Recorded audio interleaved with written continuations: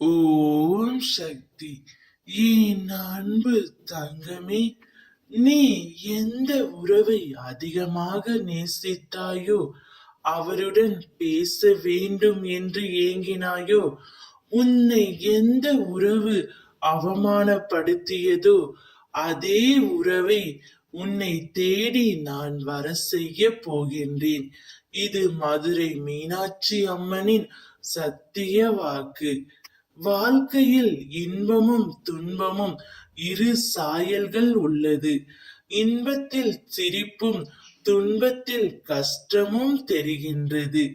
இரண்டையும் சமமாக எடுத்துக்கொள்ளும் பக்குவம் உன்னிடம் வந்தால்தான் வாழ்க்கையில் மனம் தளராது பயணிக்க முடியும்.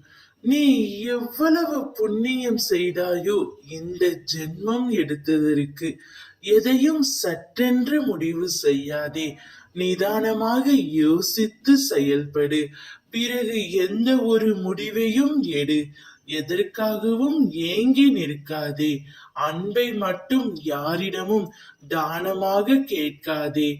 உன்னால் முடிந்தவரை அன்பை கொடு. அந்த அன்பை அவரும் கொடுக்க வேண்டும் என்று நினைக்காதே. உனக்கான நல்லது மட்டுமே உன் அம்மா நான் செய்வேன்.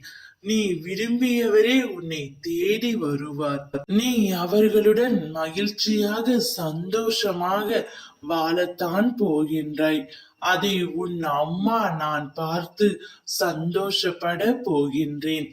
நீ ஜெயமாக எல்லா செல்வ வளம் பெற்று சீரும் சிறப்புமாய் சுபிக்ஷமாய் வாழ்வை வாழப் போகின்றாய். எதற்காகவும் கலங்க வேண்டாம்.